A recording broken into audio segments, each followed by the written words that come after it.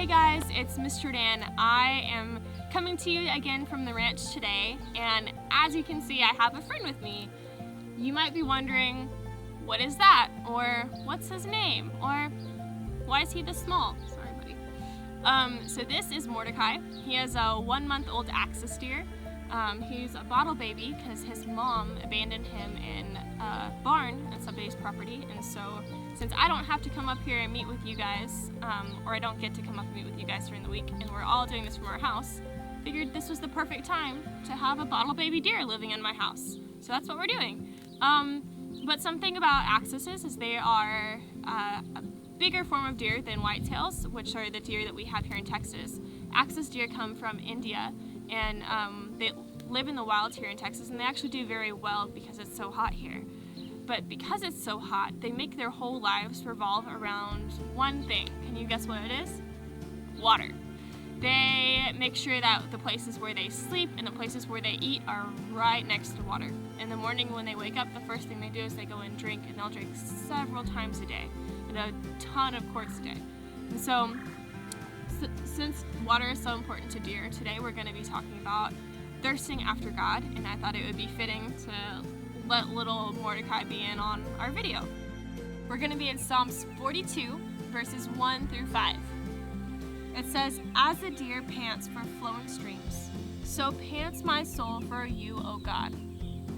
My soul thirsts for God, for the living God. When shall I come and appear before him?" Have you guys ever been running around or playing a game and it's really hot outside and you are just so thirsty for water that you can't do anything else until you find it? That's how the writer of this psalm felt. He was desperate just to be in the presence of God and to know that God was near and to know God fully.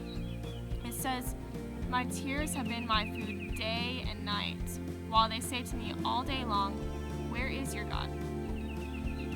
Have you guys ever been so upset that you eat tears instead of other food? I haven't, and I don't think that he was saying that he was making his peanut butter and jelly with tears instead of grape jelly. But I think that he was saying that he was so upset that he could have just stored all of his tears and eaten them. He was crying that much, and he was so brokenhearted about the situation that he was in. So that leads us to ask, what was going on? Why was he saying all of this? It says that he remembers some things. It says, "These things I remember as I pour out my soul, how I would go with the throng and lead them in procession to the house of God, with glad shouts of praise, a multitude keeping festival." So the word throng actually means a big group of people. He's saying he remembers when he would go with all of his friends and all of the people that loved God, and they would go together to the house of God, and they would have festivals, and they would worship together, and how excited and joyous he was then, and that he misses that. Because right now we believe that the writer of this psalm was actually running from someone, or he was running away from one of his enemies. So in this time he couldn't meet together with the other believers, and his heart was really sad and troubled. And right now I think we can kind of sympathize with that. For me at least, I have been missing you guys and missing seeing you face to face so much the past 2 weeks. And it's done me so much good just to be able to see y'all sometimes on Facebook when your parents post photos and stuff. But so I can know what he means whenever he says that he misses meeting together and he misses seeing all of his friends face to face. It can make us sad if we're honest, and it's okay for us to be honest with things like that with God. We can tell him like, "Hey, this is really hard for me," but in the end, we have to know that God is our source of joy, not anything else. It's not playing sports or going to school or recess time or all the things that we did, going to the movies maybe that we did before, but it's God that gives us joy, not the things that he allows us to have. So the writer goes on and says, "Why are you cast down, O my soul?" Meaning, why are you so sad? Why are you in turmoil within me? Hope in God, for I shall again praise him, my salvation and my God. So I think the writer right here is realizing that while he was so thirsty for God and he was missing all of these other things, he still had the hope of salvation and he still had the presence of God. And so he was saying that he could be lifted back up. He didn't have to be upset anymore. He could take hope and he could praise God right where he was. And we can praise God where we are too. I know sometimes, like I said a second ago, it's easy to get things out of perspective. So there's a story that I've heard recently, and it was about a guy that took some of his friends that were from a place called Arabia, and Arabia is in the desert, meaning it's really hot and dry. There's not a lot of water in the desert. This was a long, long, long time ago, whenever people first had sinks in their houses. So think how far back that was. They still had to draw water from wells and haul it into the house and use it for washing stuff or taking a bath. They'd have to pour it in a bucket instead of coming out of a faucet. Well, he brought his friends from the desert to a place called London. And London had faucets and sinks in the hotel rooms where they stayed. And these men had never seen such a thing. They were amazed. So much so that whenever they left, some of them actually tried to steal the faucet off of the sink and take it back to their country with them so that they could have water. The only problem was the faucet wasn't what made water come out. There was a whole plumbing system and a source of the water. The faucet was only the itty bitty top of it. And so when they took the faucet, they didn't take the water with it, and it didn't matter. They just had this shiny piece of metal, right? So it's talking about it's a way for us to remember that God is our main source. He might give us good things like friends and sports and our schools that we love and movies that we like to go see. But those things aren't what bring us joy. God brings us true joy. And whenever I was thinking about that, I was thinking about whenever I've been having to feed Mordecai lately. And yesterday was the first day that he actually took a bottle from me. So for a whole full day, I could not get him to eat anything. I tried and I tried and I tried. But something with deer that's very particular to them is that they get very bonded to one animal or one person as their mom.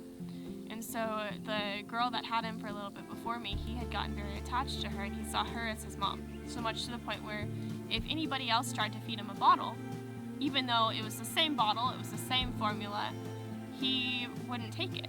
He would only take it if she was the one giving it to him. So he saw her as the source of his life and for his food and for his protection and comfort. And so it took him a little bit of bonding and realizing that he could trust me, and now I'm the source of his food, and he realizes that. And so whenever he sees me in the morning, he gets excited because he knows that I'm going to feed him. But I tested it out the other day, and he still, besides me, won't take a bottle from my friend.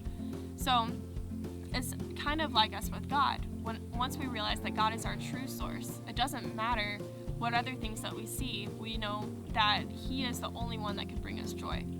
And so through this time, when we realize that we have God on our side and we have His presence whenever we want, we know that this is the time that we can sing His praises no matter where we are.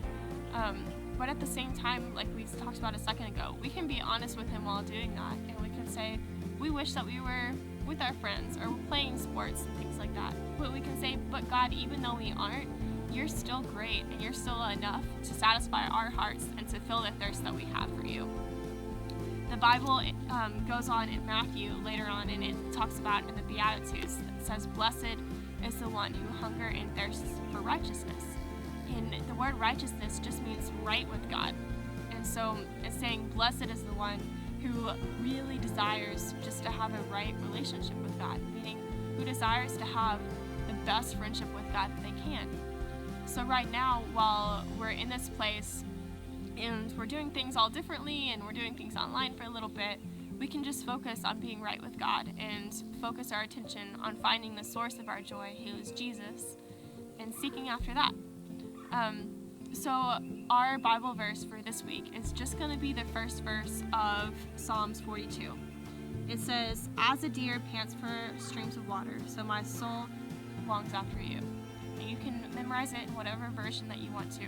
But my challenge for you guys is I want you to memorize that verse or read it off, either one, and post a video. And then you can send it to us, and we'll post your videos on our page.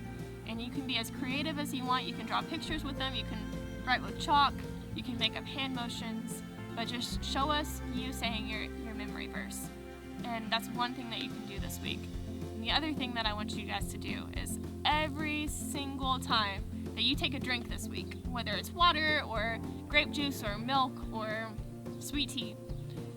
Every time that you take a drink, I want you to think about God and to think about how the deer long for the water so much, and how as you're taking a drink, you can also be longing for God and to long for or to want to have a better relationship with Him today than you did with Him yesterday, and you'll want to have an even better relationship with Him tomorrow.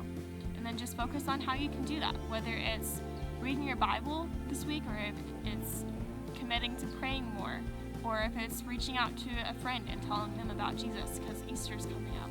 Whatever you guys can do in your homes, I want to see that. I want to hear your stories. Send in what you're doing. Send in your ideas that you've had for how you've been helping people around y'all.